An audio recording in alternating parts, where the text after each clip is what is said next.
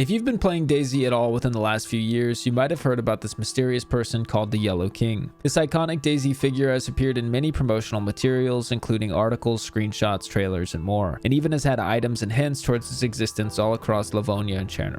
So why is it that one of, if not DayZ's most iconic character, remains completely shrouded in mystery? Well, with some research and the recent release of the Update 1.23 trailer, I've come to some ideas and theories about the motive of the Yellow King and what exactly his role in the story of DayZ might be. And if you enjoy DayZ at all, you might be interested in this story. To begin, the first thing we should probably understand is it seems that the Yellow King is the antagonist to Hanna, one of the main promotional characters you've seen for DayZ. And it's this trailer, Every Day is a New Story, that was released 4 years ago, where the Yellow King made his initial debt. I'm not going to show the full trailer here, but as it opens, it appears that Hanna is on the lookout for her partner or going somewhere related. As a note of detail, you'll always be able to tell which character is Hanna, as she is traditionally seen with this backpack with this DayZ patch on the upper left area. As the trailer continues, she gets approached by a man in a yellow motorcycle helmet with an AK, but the man, while first appearing dangerous, waves and seems friendly, until a vehicle pulls up and another red motorcycle helmet shows up. Well, he has a rifle and he shoots her in the leg. Well, they jump her and they beat her up, and after the two men stab Hanna, they take her backpack and leave her for dead. The next scene, we see the motorcycle duo walking down the middle of the street together without a care in the world. And you can see here that the red helmet guy has Hanna's backpack. Hanna, over the intercom of the city, begins to share the message of a Russian folklore called The Death of Koshai the Deathless, and she says, Down stayed туп, под тупым ящик. В ящике заяц, в зайце утка, в утке яйцо. В яйце моя смерть. This seems to anger the duo, and they go hunting for her, but they accidentally stumble into her trap where she is playing the infectious mix, which lures them in. You might recognize this cassette tape as it's on Hanna's pack in the game today. The pair of motorcycle bandits get trapped, and an infected swings out of the darkness, appearing to end both of their lives. The next scene, we see Hanna with her backpack on, covered in presumably the blood of those other guys, and she strolls into a school where she almost gets shot, but figures out it's her buddy or her partner, except he's not looking the best. He looks very pale and kind of sickly, and as the pair link up, zombies enter the building because of the noise of the gunshot. They prepare for battle and the end of the trailer. This would be the last we would see of the Yellow King and Hanna for quite some time, but they would resurface during the teasers of 1.14. During the lead up to the release of the update, we would receive a small video of a few camera TVs and a map of Cherna and Livonia with some personal notes, linking these two areas together through one character's perspective. On the maps, you can pick up a few details, but before we go over the details, I hope you're enjoying the video. If you are, please be sure to throw a like on the video, I'd appreciate it, and subscribe to see more content. Thank you so much. The first detail of note on the map is the king symbol over here on the right, hinting towards the future of the Yellow King and his return, but also that the character who wrote the map already has a clear knowledge of their existence. Additionally, we see initiative comes to those who wait, which is a reference to Clockwork Orange, and we also see Hanna argue high. It would appear that we are seeing these maps through the perspective of Hanna, but one cannot be sure.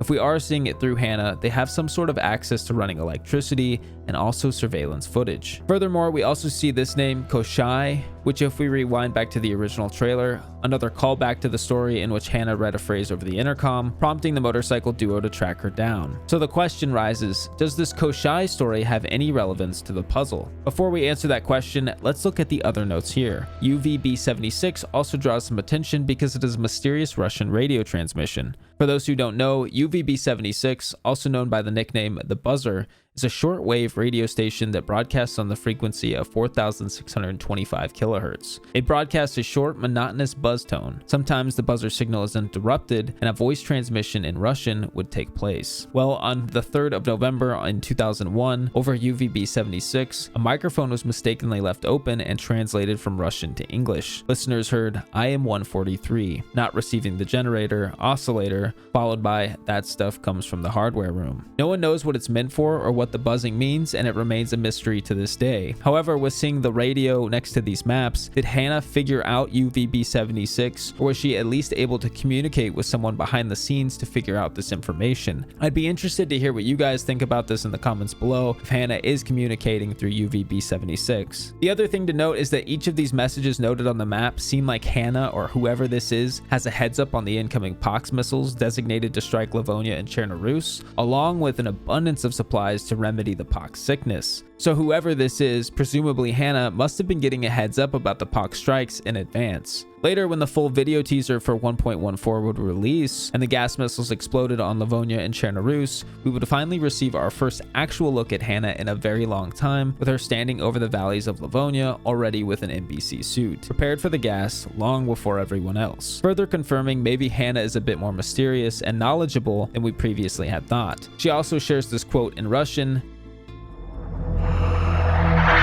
Выйдет моя смерть.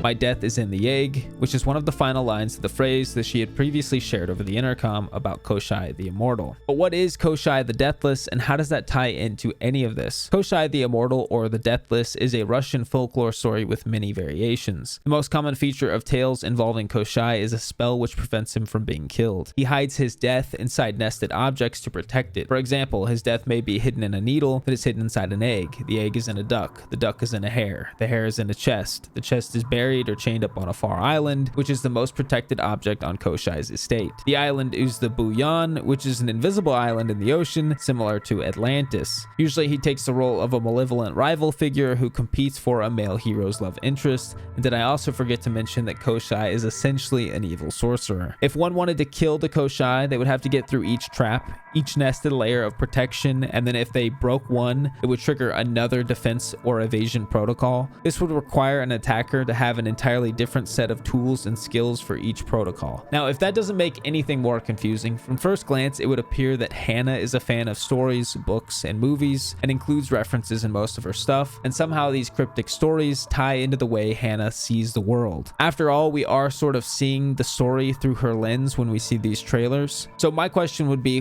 what is the Yellow King? Well, the Yellow King is referencing a story titled The King in Yellow by Robert W. Chambers, which is about a man who reads a story that, if read, would drive all the readers insane. The book spreads like wildfire in the story, sort of like an infection or virus, and is eventually banned, and it causes the main character and others to slowly be driven mad. The main character, in his insanity, wants to be a king of some sort, or a Yellow King, while trying not to disobey this supposed king in yellow. The story is very confusing and strange, but at the end of the story, the main character, in a fit of madness, attempts to kill a cat, but accidentally kills his master in the dark. It's a gruesome tale because he stabs him in the neck and then is arrested, and while he's being drug away, that's when he exclaims the quote that is on the tooltip of the Yellow King's helmet: "You have seized the throne in the empire. Woe, woe to you who are crowned with the crown of the king in yellow." Now, before things get too out of hand, it's also time to remember that around this time, we would receive a new castle at Polkorebik, where you could find the Yellow King's helmet on Livonia. And additionally, this castle would be where presumably Hanna had marked king. Was this castle at Polkorebik the base of the Yellow King, and was Hanna planning to attack the Yellow King eventually, but then decided against it? Additionally, this would be around the time we would also see the words king with a crown spray painted on many of the mine shafts around Cherno-Rus and Livonia. But before we get too lost in those questions and answers, it's time to revisit one of the teasers. The next teaser we would receive for 1.15 would show Hanna yet again, and this time she would be traveling through the toxic zone looking for something in specific. However, she would stumble upon a barbed wire bat, which would bring her back memories of her old partner, using the same nailed bat we saw him using in the first trailer. He swings, hits the guy, and except, wait, hold up, rewind. Wait, this time we see him smacking the red motorcycle helmet guy. Does this mean they came back to the motorcycle guys for some reason to beat them up? Or is this some sort of advertisement? Why would her partner want to hit this guy with a baseball bat? Either way, now let's skip ahead one update to the 1.17 teaser trailer. And in this one, this is a very brief one, but this is a cowboy looking survivor who's hunting, he's living his good life, and at the end of the trailer, while he's roasting up some food, out of nowhere, the Yellow King shows up from behind him, creeping up on him. In this trailer, we don't know if he was there to interrogate him or kill him. We don't hear a gunshot or any sign of struggle. We don't know if he's just there to talk to him, but following the next trailer in 1.18, it looks like the Yellow King and his crew are now attacking a group and raiding a base. Was this due to information retrieved from the the cowboy guy in the previous trailer? It's pretty uncertain, but it does appear that the Yellow King has officially arrived in Livonia at this point and is with some sort of group. This all leads us to 1.19, where Hanna reappears for the first time in a while, taking back charge and diving down into the ammunition bunker of Dambog. She travels down to retrieve something that's glowing inside of a box, but as she's about to leave, she's once again ambushed by the Yellow King with a frag grenade. They exchange some blows, but Hanna is able to incapacitate the Yellow King and escape. As she's about to leave, the Yellow King returns with a final attack, but Hanna's backpack slips off and the Yellow King falls down. She's able to get away, but the things she was sent to retrieve are lost. Injured, it seems she narrowly escapes with her backpack left behind. This is pretty much one of the last teasers we had until 1.23 released, and it seems that in this trailer we get a throwback to the first one, bringing back the red motorcycle helmet guy, and this time they're assaulting the Northwest Airfield. They're clearly some kind of trained mercenaries just taking guys out left and right, and they break in to retrieve a DMR and escape while getting into a crazy firefight on the airfield. This would all be before their encounter with Hanna because the red guy is still around. So while we initially thought that the duo were just regular bandits, in my opinion it seems that they are now bigger players in the overall story of DayZ and perhaps the infection itself. Finally, we get the last image of the Yellow King walking down the runway of Northwest Airfield, possibly looking for aircraft of some sort to get to his next destination. If you notice, he also has Hanna's backpack on right here, as you can see the strap. However, the very last shot we would receive in 2023 of the Yellow King would come by way of the Happy 10th Anniversary video, and in this one we would see the Yellow King catch snow or ash. I know that's a big debate right now. Let me know in the comments which one you think it is. Is it ash or is it snow? Which one did he catch? But either way, we don't see the Yellow King with Hanna's bag right here, and he is in a different location from Chernobyl or Livonia. Has he squared away his business in this new location? Does this new place have a connection to Dambog and Northwest Airfield? And if so, what is it? If I was to offer my thoughts, I feel that Hanna has encrypted some of her information with text and literature references, and I think originally the Yellow King was after Hanna for information about something in specific. Perhaps a cure or the viruses, or I don't know. It's a shot in the dark. That's why they grabbed her backpack and left her for dead. The motorcycle duo are also dressed in mostly military fatigues of some variation, and I also think that's why Hanna, rather than just leaving Chernobyl, opted to bait them back to her, mainly to retrieve her pack and her belongings. Remember, she didn't hunt them. She was able to bait them back to her location to quote-unquote finish the job. I think if Hanna did encrypt her information based on literature she knew, it would make sense why her quotes over the intercom send the motorcycle duo into a frenzy trying to find her once more. They needed her to crack whatever code or cipher that she had set up.